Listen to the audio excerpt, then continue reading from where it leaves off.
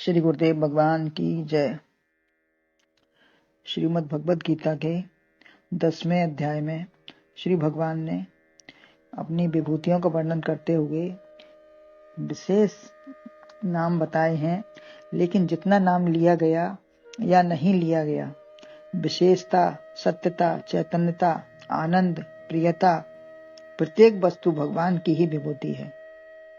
यही व्यापकता जो दृष्टिगोचर होती है, उसी का विशद वर्णन किया गया है। भगवान के परम वचन प्रिय शिष्य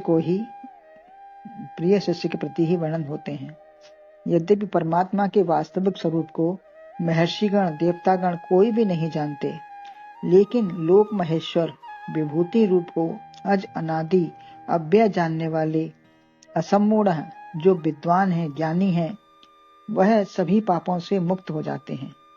जो जान पाते हैं वो सभी पापों से मुक्त हो जाते हैं। संसार में किसी को दुख देने के या अन्य भी अपराध सब ज्ञान प्राप्ति से छूट जाते हैं। जितने भी अपराध हमसे भुगे हैं वो सब अपराधों से रहित हो जाता है। चौथे श्लोक में इसका वर्णन है। बुद्धिर ज्ञानम सम्मोह क्षमा सत्यम दमः समः सुखम दुखम भवो भावो भयम चाभयमेव च। अर्थात नित्य निश्चयात्मका बुद्धि ज्ञान अमूढ़ता सुख दुखदम उत्पत्ति लय एवं क्षमा भय अभय सत्य सदैव सम। इसका अन्वय है।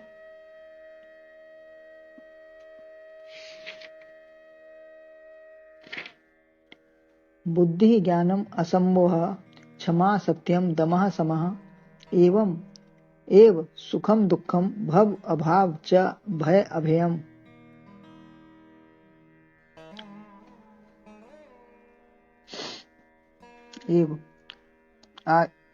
आगे 5वें श्लोक से भी इसका संबंध है। तो यहाँ बताया अहिंसा, समता, तप, तुष्टि भूत प्राणियों के जो अलग अलग भाव हैं, मत एव भवंती मेरे द्वारा ही उत्पन्न होते हैं। जितने भी भाव हैं सब मेरे ही द्वारा उत्पन्न होते हैं और मिलते हैं। अतः भगवान से क्या मिलता है? स्थूल रूप से तो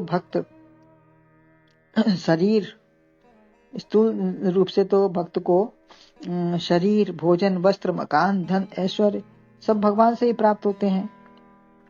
परंतु सूक्ष्म चीजों के लिए भी विचार करो। जैसे बुद्धिमानी अपनी मानते हैं, लेकिन यह मिली कहाँ से है? देने वाले को तो देखो, कम से कम देने वाला कौन है? नेत्र कहाँ से देख रहे हैं? सूर्य से आई है शक्ति, रोशनी जो परमात्मा से ही मिली है। बुद्धि में प्रकाश भी परमात्मा से ही है। यदि चोर डाकू बड़ी कुशलता से काम कर लेते हैं, या नेताओं, लेखकों या साहित्यकार, डॉक्टर, इंजीनियर, अन्य भी कार्यकर्ता, ज्ञानी, सबको बुद्धि मिली है, भगवान से ही मिली है। परंतु सभी अच्छे अच्छे कामों में प्रवृत्त नहीं हो पाते। कोई उस बुद्धि से अच्छे, कोई बुरे कार्य कर रहे हैं। जैसे विद्युत केंद्र से प्रकाश सर्वत्र आ रहा है। विद्युत का केंद्र एक ही है, लेकिन प्रकाश आते हुए भी उसका भाव, उसका प्रभाव अलग अलग है, किंतु प्रकाश भिन्न भिन्न मिलता है। उसी से टीवी, गर्म ठंडा, मिक्सी, रंगीन बल्ब या तेज या हल्की रोशनी सब चीज होती है। जैसा आपका यंत्र है वैसा ही कार्य विद्युत कर देती है। यंत्र यदि सुंदर है तो सुंदर प्रकाश मिला, गड़बड़ है तो वैसा ही प्रकाश मिलेगा। अतः जैसा जन्म, साथ व संस्कार है, वैसा ही काम है, वैसी ही बुद्धि है। भागवत में भी इसका वर्णन है। 10 बातें प्रभावित करने वाली बताई हैं। भागवत ने इसकी 10 बातें बताई हैं जो प्रभावित करती हैं हमारा। आगमो पथ प्रजापाल है, देशो जन्म च कर्म च ध्यान मंत्रो संस्कारः दशैते बुद्धि हेतवः। जैसा पठन शास्त्र अध्ययन है, आपह। दूसरा माता पिता का जैसा रसवीर्य है। तीसरा संग साथ वातावरण का प्रभाव। चौथा पालन पोषण जैसा होगा। अच्छे लोगों का हाथ है या नौकर चाकरों का प्रभाव है। 5वां जन्म। 6ठा कर्म कैसे हैं। 7वां ध्यान, जिन बातों पर ध्यान दोगे वैसा ही प्रभाव होगा। 8वां मंत्र जैसा होगा, गुरु से ऐसा मंत्र उपदेश मिला है, 9वां भेद अभेद बुद्धि वाला हो, तो संस्कार अनेक जन्म जन्मांतर के जैसे हैं वैसा ही प्रभाव होता है।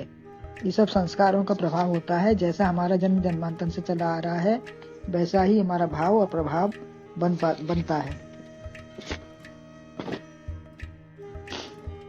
इनसे जैसी बुद्धि बनेगी वैसा ही समझोगे। जैसी जैसी मति वैसी ही बुद्धि। बुद्धि से मनुष्य को विवेक मिलता है। श्रवण मनन निधिध्यासन से बुद्धि ज्ञान और असम्मोह होगा। श्रवण मनन निध्यासन से चलता रहेगा तो इससे बुद्धि ज्ञान और असम्मोह होगा। संशय की निवृत्ति बुद्धि से होती है जब निश्चय होता है तो, और ज्ञान से अज्ञान निवृत्त होता है। विपरीत ज्ञान से असम्मोह से विपरीत बुद्धि हटेगी। असम्मोह से विपरीत बुद्धि जो हमारी हो गई है वो हट जाएगी। सम्मोहन हटेगा तो मूढ़ता चली जाएगी। सम्मोह और मोह परमात्मा के यथार्थ ज्ञान से, निश्चय से परमात्म ज्ञान होता है। जब परमात्मा का यथार्थ ज्ञान मिल जाता है तब उसके ज्ञान से निश्चय जब होगा तब परमात्म ज्ञान आसानी से मिल जाएगा। यह तीनों परमात्मा से ही मिले हैं। बुद्धि यद्यपि परमात्मा का प्रकाश ही है परंतु अपने कुसंस्कारों के कारण संसार में भ्रमित हो जाती है। इसीलिए 5वें अध्याय में कहा है, तद्बुद्ध्यस्तदात्मानस् तन्निष्ठा तत्परायणः। हमसे स्वार्थ, जब बुद्धि परमात्मा से है हमें जिससे जो वस्तु मिलती है उसे ही देना चाहिए, परंतु हम इसे स्वार्थ, संसार, शरीर में लगाते हैं। परमात्मा को समर्पित करोगे तो ज्ञान प्राप्त होगा, संशय चला जाएगा। निष्ठा भी परमात्मा में ही हो। कभी किसी से प्रेम, यह व्यभिचारी वृत्ति हो गई। जिसके प्रति समर्पित हो वैसा ही रहे। जैसे पत्नी पति के प्रति हो तभी निष्ठा बनती है। कोई भी कहे, कोई कितना भी कहे, आप कहें सतबार महेशु, तजौ न नारद कर उपदेशु, तो परिवर्तित ना हो निष्ठा।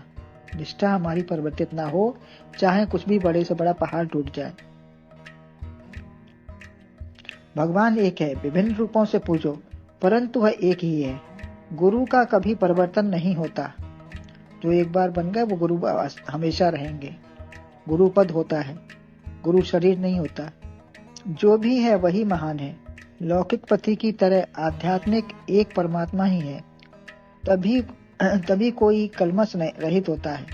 कलमश रहित हम तभी हो पाएंगे जब एकता में हमारी बुद्धि होगी। यह बुद्धि ज्ञान असम्मोह सब परमात्मा के प्रति हो, मूर्छा न हो, विपरीत ज्ञान न हो, एक के प्रति निष्ठा हो। 3 प्रकार की बुद्धि गीता में भी बताई है, सात्विकी, राजसी और तामसी। प्रवृत्तिम च निवृत्तिम च कार्याकारे भाया भय बंधम मोक्षम या यावेति बुद्धि सापार सात्विकी। और प्रवृत्तिम निवृत्तिम च जनानंद विसरासुरम न शौचम। ये भय कहाँ है? लोग आजकल अभय हो गए हैं।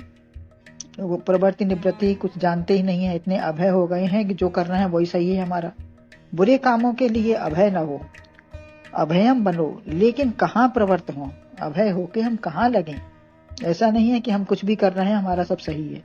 कहाँ नहीं, क्या कर्तव्य है, क्या अकर्तव्य है, बंध क्या है, मोक्ष क्या है। आज शासन न हो, दबाव न हो, यही स्वतंत्रता मानते हैं। न बड़ों का शासन चाहिए, न किसी का दबाव हो, यही स्वतंत्रता मास की मानी जाती है। और मोक्ष है आवागमन से मुक्ति। समाज, धर्म, देश, परिवार का बंधन गलत दिशा में जाने से रोकता है। हमारे पास जो भी समाज, धर्म, देश का बंधन है वो हमें गलत दिशा में जाने से रोकेगा। उसका डर मतलब थोड़ा होना ही चाहिए। अतः यह बंधन नहीं है, लाभ है हमको। जैसे बांध से जल को रोकते हैं, परम स्वतंत्र न सिर पर कोई, ऐसा नहीं। मनमाने आचरण करना ये ठीक नहीं है। जिम स्वतंत्र भय बिगड़े नारी, महावृष्टि जिम फूट कियारी, तो ऐसा न हो। शरीर अथाह, शरीर आबद्ध है, मन और आत्मा सदा मुक्त हैं। शरीर हमारा आबद्ध है, हमको उसको नियम कानून में रखना ही चाहिए, बंधन में रखना ही चाहिए। और आत्मा सदा मुक्त है। मुझे न बंधन है न मुक्ति है, ऐसा विचार ही अभय बनाता है। यही सात्विक बुद्धि है।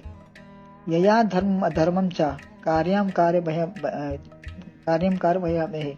राजसी बुद्धि नहीं जानती ठीक ठीक, क्या कर्तव्य, क्या अधर्म है, क्या धर्म है।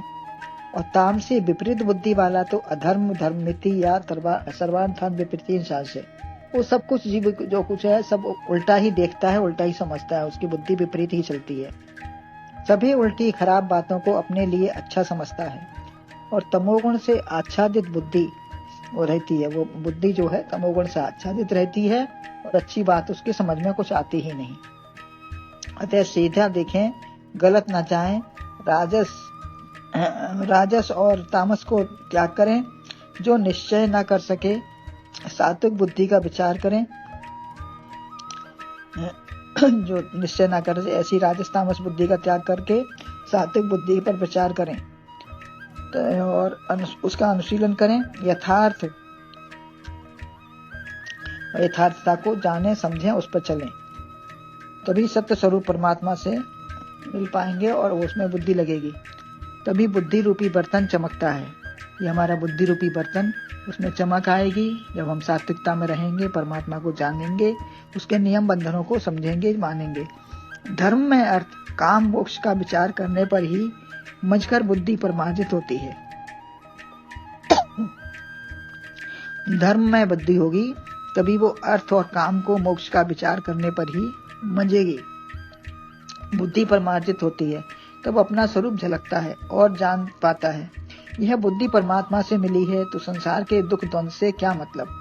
जब बुद्धि परमात्मा से मिली है तब बुद्धि सदात्मानस, तो उसी को अर्पण करना है, उसी का काम करना है, उसी को समझना है, उसी के प्रति समर्पित होना है।